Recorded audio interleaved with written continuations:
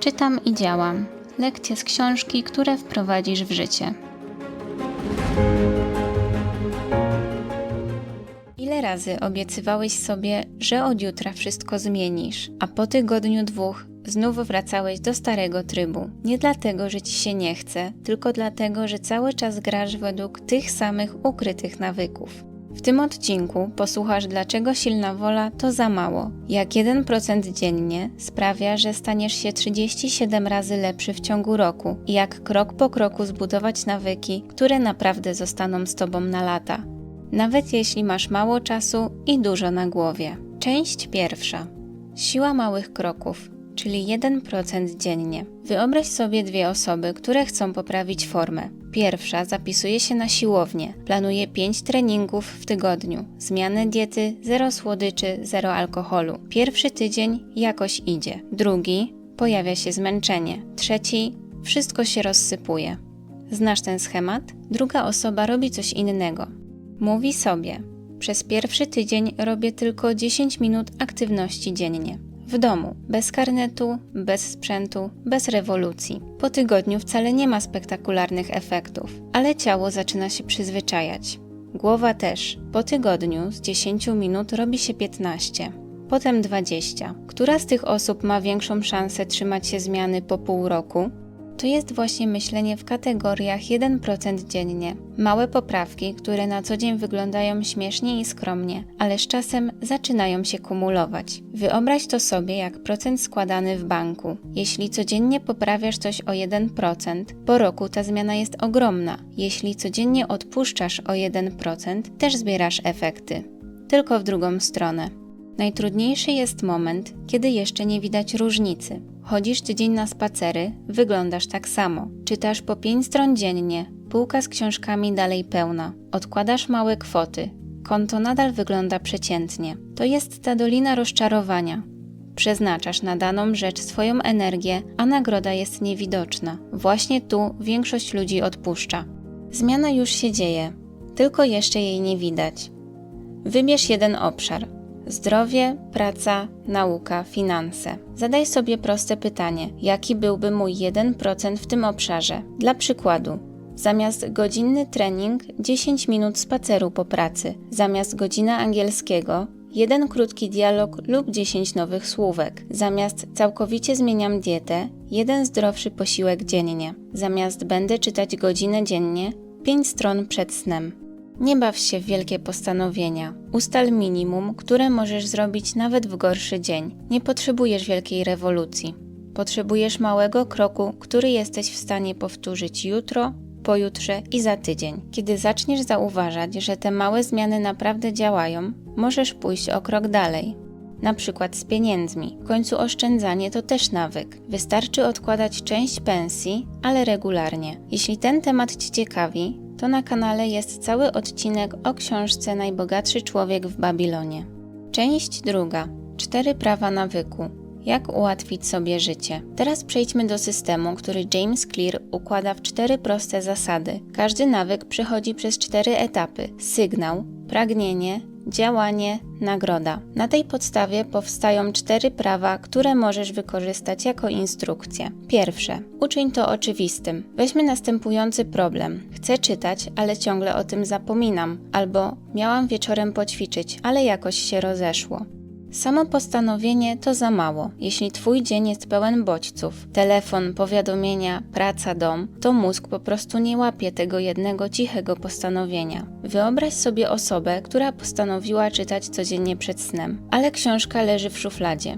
Zgadnij, co wygra wieczorem. Książka, której nie widać, czy telefon leżący obok łóżka? Nawyk zaczyna się od sygnału. To, co widzisz i co masz pod ręką, kieruje Twoim zachowaniem bardziej niż to, co masz w planie. Dlatego zamiast liczyć na pamięć, lepiej zmienić otoczenie. Połóż książkę przy poduszce, otwartą na kolejnej stronie. Przygotuj strój sportowy wieczorem i zostaw go na krześle. Postaw butelkę wody na biurku, zamiast chować ją w torbie. Śledź nawyki. Przeznacz na to mały notes. Jeśli wykonasz czynność, która ma się stać Twoim nowym nawykiem, zapisz ją w nim. To drobiazgi, ale to one uruchamiają nawyk bez walki w głowie. Nie licz na pamięć. Ustaw otoczenie tak, żeby dobry nawyk dosłownie wchodził Ci w oczy. Drugie. Uczyń to atrakcyjnym. Wiem, że to dla mnie dobre, ale mi się po prostu nie chce. Brzmi brutalnie, ale mózg szuka rzeczy, które są przyjemne albo dają ulgę. Jeśli nowy nawyk kojarzy Ci się tylko z wysiłkiem, nie będzie Cię do niego ciągnęło.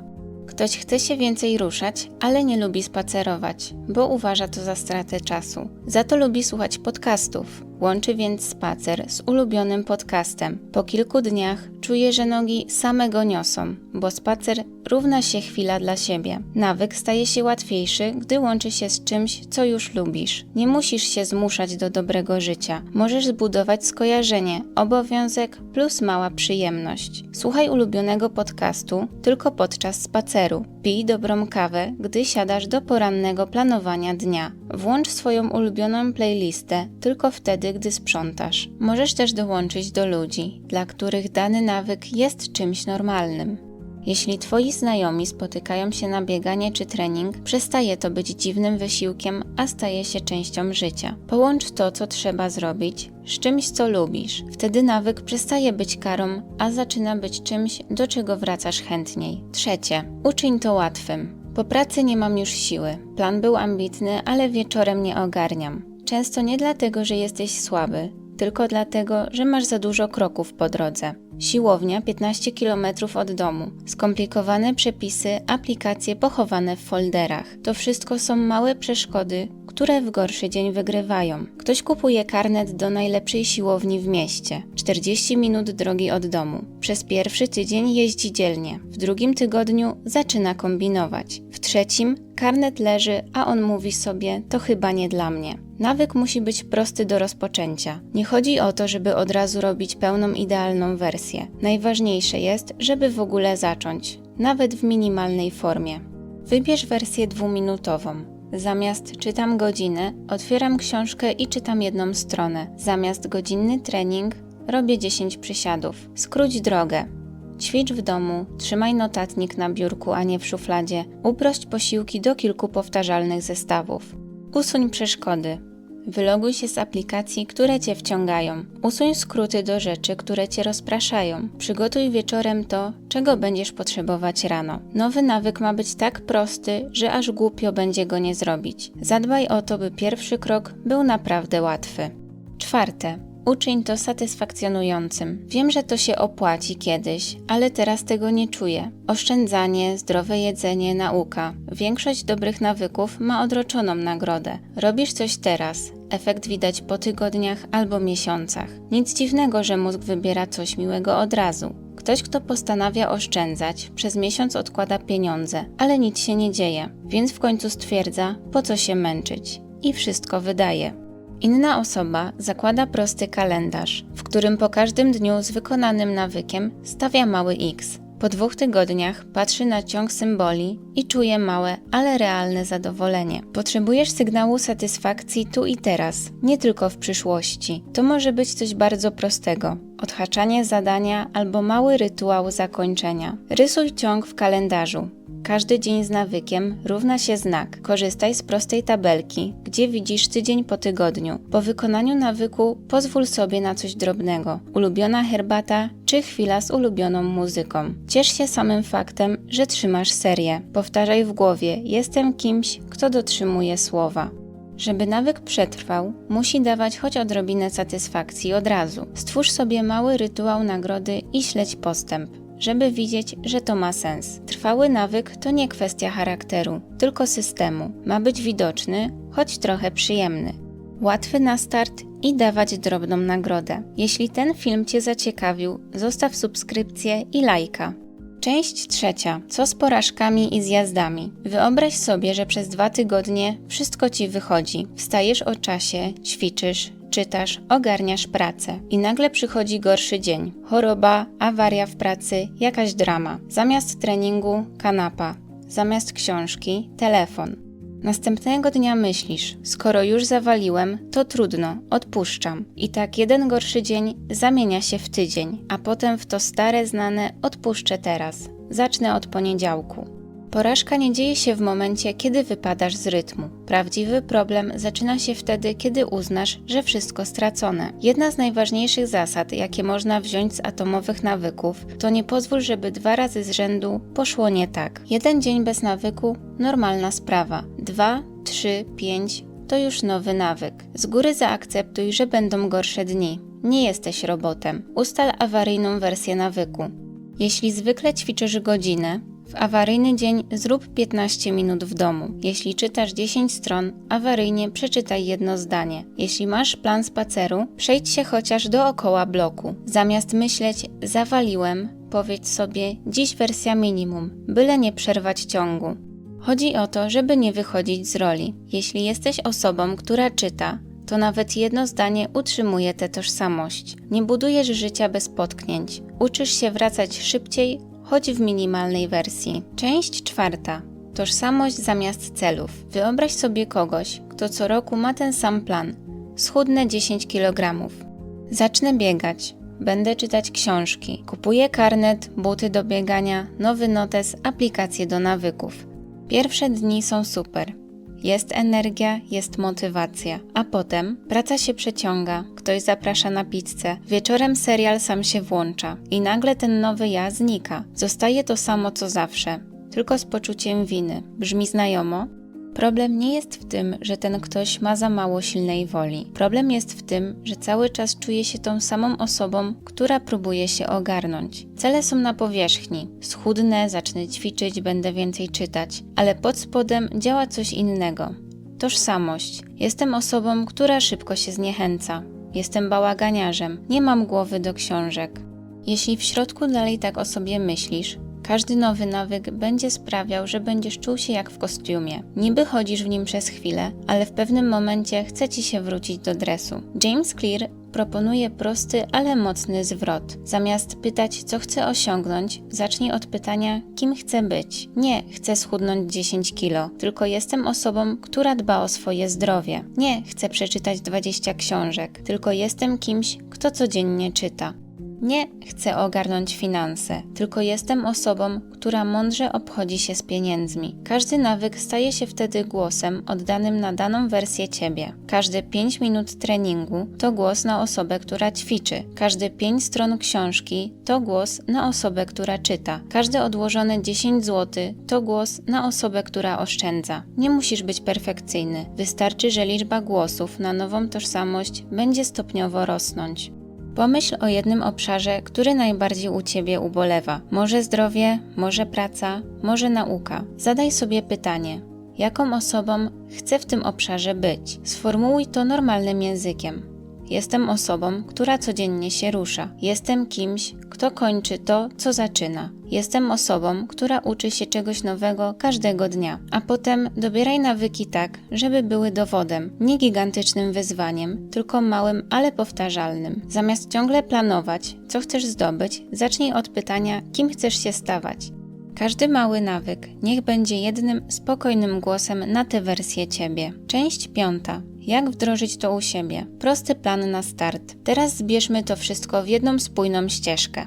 Możesz jej słuchać jak instrukcji i od razu podłożyć pod nią swój temat. Krok 1. Wybierz jedną sferę. Nie zmieniaj wszystkiego naraz. Wybierz jedno. Zdrowie, praca, nauka, finanse, rozwój osobisty. Pomyśl, co najbardziej teraz ciągnie w dół. Krok 2. Nazwij tożsamość. Odpowiedz sobie na pytanie, jaką osobą chcę w tym obszarze się stać. Jestem osobą, która codziennie się rusza. Jestem kimś, kto kończy swoje zadania. Jestem osobą, która uczy się czegoś nowego każdego dnia. Powiedz to sobie na głos. Zapisz w notatniku, nie musi być idealne. Ma być twoje. Krok 3.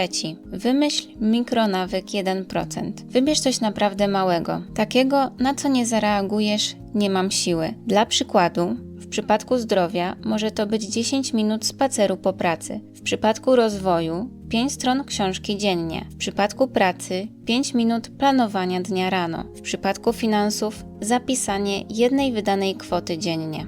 Mikronawyk to nie jest docelowy plan na zawsze.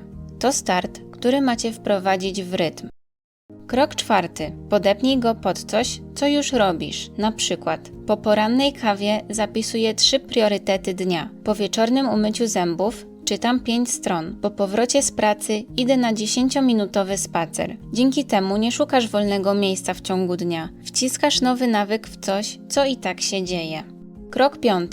Zapisz to wieczorem jako kontrakt na jutro. Wieczorem weź kartkę lub aplikację i zapisz: jutro po X zrobię Y. Krótko, konkretnie. To ma być Twoja mała umowa z samym sobą.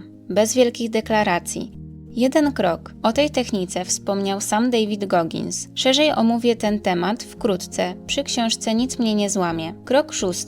Rano po prostu to zrób. Bez negocjacji. Kiedy przyjdzie moment, nie pytaj siebie, czy ci się chce. Po prostu odrób swoje 2 minuty. Jeśli chcesz, możesz więcej, ale minimum ma zostać zrobione. Dodaj do tego prosty sposób śledzenia. Kartkę na lodówce, kalendarz, aplikację. Nie chodzi o perfekcję, tylko o to, żeby widzieć, że ten nowy ty naprawdę się pojawia. Nie potrzebujesz genialnego systemu. Wystarczy jedna sfera, jedna tożsamość, jeden mikronawyk, jedno sformułowanie: po X robię Y i jedna mała umowa na jutro. Reszta przyjdzie z powtarzania. Najpierw decydujesz, kim chcesz być, a nie tylko co chcesz mieć. Potem zaczynasz zmieniać się o 1% dziennie, zamiast co chwilę robić wielkie rewolucje. Budujesz nawyki, które są widoczne, proste do rozpoczęcia, choć trochę przyjemne i dają małą nagrodę. Zamiast się karać za potknięcia, uczysz się wracać, nawet w minimalną wersję nawyku. I wreszcie zaczynasz od jednej rzeczy, nie od całej listy. Teraz pytanie do Ciebie. Jaki jeden mikronawyk wybierzesz po tym odcinku? Co możesz zrobić jeszcze dziś, choćby przez 2 minuty, żeby jutro było choć odrobinę łatwiejsze? Jeśli chcesz wracać do omówień książek o rozwoju i nawykach, zasubskrybuj kanał, a w komentarzu napisz, jaki nawyk bierzesz na tapet jako pierwszy.